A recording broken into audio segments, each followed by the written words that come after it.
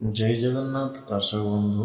ବୈଦିକ ଜ୍ୟୋତିଷ ଶାସ୍ତ୍ର ଅନୁସାରେ ସେପ୍ଟେମ୍ବର ମାସରେ ଏକ ବହୁତ ବଡ଼ ଶୁଭ ଯୁଗ ସୃଷ୍ଟି ହେବାକୁ ଯାଉଅଛି। ଧନର ଦେବୀ ମା ଲକ୍ଷ୍ମୀଙ୍କ କୃପାରୁ ଗଠନ ହେବ ଲକ୍ଷ୍ମୀ ନାରାୟଣ ରାଜଯୁଗ। 26 ସେପ୍ଟେମ୍ବରରେ ବୁଧ ଏବଂ ଶୁକ୍ରଙ୍କ ମିଳନ ହେତୁ କିଛି ନିର୍ଦ୍ଦିଷ୍ଟ ରାଶିର ଭାଗ୍ୟ ସମ୍ପୂର୍ଣ୍ଣ ରୂପେ ବଦଳିବାକୁ ଯାଉଅଛି। ଆସନ୍ତୁ ଜାଣିବା କେଉଁ କେଉଁ ରାଶି ପାଇଁ ଆସୁଛି ପ୍ରଚୁର ଧନଲାଭର ଯୁଗ। ଗ୍ରହମାନଙ୍କର ରାଜକୁମାର ବୁଧ 26 ସେପ୍ଟେମ୍ବରର ଦିନ ତୁଳା ରାଶିରେ ପ୍ରବେଶ କରିବେ।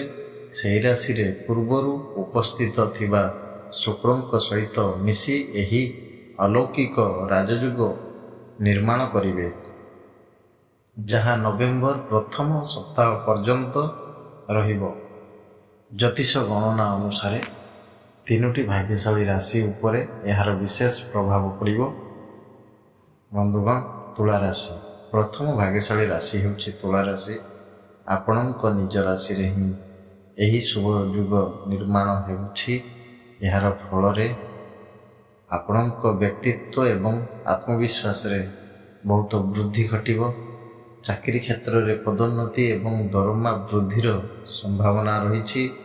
ବ୍ୟବସାୟ କରୁଥିବା ବ୍ୟକ୍ତିଙ୍କ ପାଇଁ ବଡ଼ ଆର୍ଥିକ ଲାଭ ହେବ।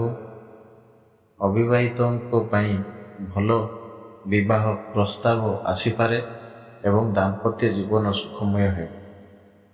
ବନ୍ଧୁଗଣ, କନ୍ୟା ରାଶି ଦ୍ୱିତୀୟ ଭାଗ୍ୟଶାଳୀ ରାଶି ହେଉଛି କନ୍ୟା ରାଶି।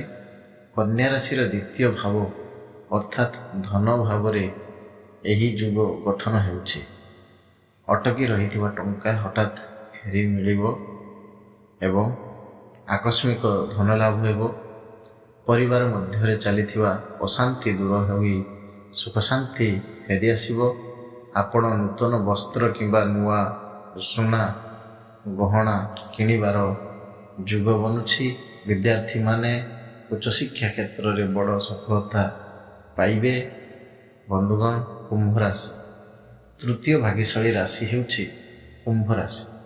କୁମ୍ଭ ରାଶିର ଭାଗ୍ୟ ଭାବରେ ଏହି ରାଜଯୁଗ ସୃଷ୍ଟି ହେଉଛି, ଯାହା ଫଳରେ ଆପଣଙ୍କୁ ଭାଗ୍ୟର ସମ୍ପୂର୍ଣ୍ଣ ସାଥ ମିଳିବ ଏବଂ ପୁରୁଣା ଋଣରୁ ମୁକ୍ତି ମିଳିବ।